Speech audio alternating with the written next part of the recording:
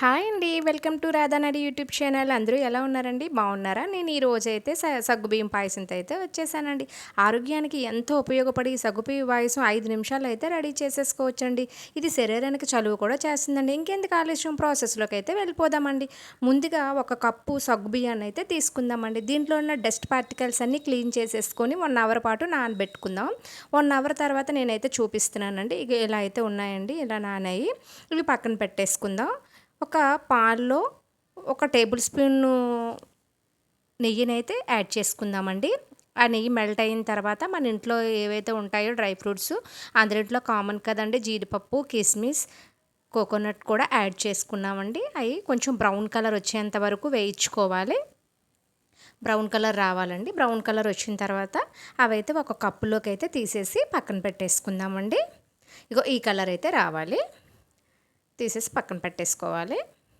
Next అదే పాల్లో ఇప్పుడు సగ్గుబియ్యం ఏ కప్పుతో అయితే తీసుకున్నామో ఆ కప్పుతో 2 కప్పుల వరకు వాటర్ని అయితే యాడ్ చేసుకుందామండి. నేను చిన్న సైజ్ సగ్గుబియ్యం తీసుకున్నాను కనుక నాకు 2 కప్పులు వాటర్ అయితే సరిపోతుందండి. పెద్ద సైజ్ సగ్గుబియ్యం తీసుకున్న వాళ్ళు మాత్రం 3 కప్పులు వాటర్ అయితే యాడ్ చేసుకోవాలండి. అవి కొంచెం వాటర్ అనేది కొంచెం జస్ట్ వేడవ్వాలండి. కొంచెం బాయిల్ అయిన తర్వాత మనం ముందుగా నానబెట్టి పక్కన పెట్టుకున్న సగ్గుబియ్యాన్ని అయితే నేను అందులో అయితే వేసేస్తున్నానండి.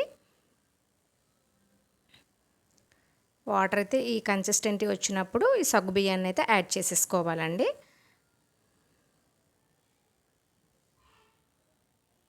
సగ్గుబియ్యము అయితే నానేయండి బాగా. కొంతసేపు అయితే ఒక 2 నిమిషాల పాటు ఉడకనివ్వాలండి. వాటర్లో బాగా బాయిల్ అవ్వనివ్వాలి. ఇలా బాయిల్ అయిన తర్వాత ఇలా పైకి మనకి చూసారా పైన పొంగులా వస్తుంది బొడుగుల్లాగా. ఆ బొడుగుల్లాగా వచ్చేటప్పుడండి మనం ఒక కప్పు షుగర్ అయితే యాడ్ చేసుకోవాలండి. షుగర్ అనేది ఎవరు స్వీట్ ఎక్కువ తిన్నవాళ్ళు కొంచెం ఎక్కువ యాడ్ చేసుకోండి. తక్కువ తిన్నవాళ్ళు ఇంకొంచెం తగ్గించేసుకోండి. ఒక కప్ అయితే సరిపోతుందండి. ఎందుకంటే మిల్క్ కూడా యాడ్ చేస్తాం కనుక మనకి ఒక కప్ అయితే షుగర్ అయితే సరిపోతుందండి. ఈ రెండిటిని బాగా కలిపిన తర్వాత మనం ముందుగా వేయించి పక్కన పెట్టుకున్న డ్రై ఫ్రూట్స్ అయితే అందులో యాడ్ చేసేసేయాలి.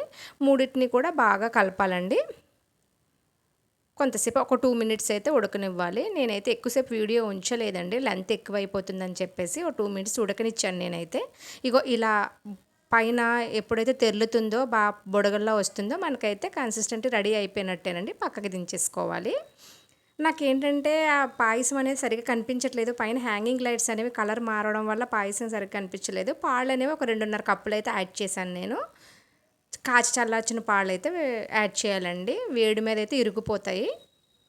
చల్లగా అయిన తర్వాత మాత్రమే యాడ్ చేసుకోవాలి. ఇగోండి పాయసం అయితే ఇలా రెడీ అయింది. ఎంతో రుచిగా ఉండే, ఆరోగ్యానికి ఎంతో ఉపయోగపడే ఈ పాయసం అనేది ఒక్కసారి ట్రై చేయండి. కంపల్సరీగా మీకు నచ్చుతుంది. ఈ డిష్ మీకు నచ్చినట్లయితే నా ఛానల్ లైక్ చేసి, షేర్ చేసి, సబ్స్క్రైబ్ చేయండి. Thank you for watching.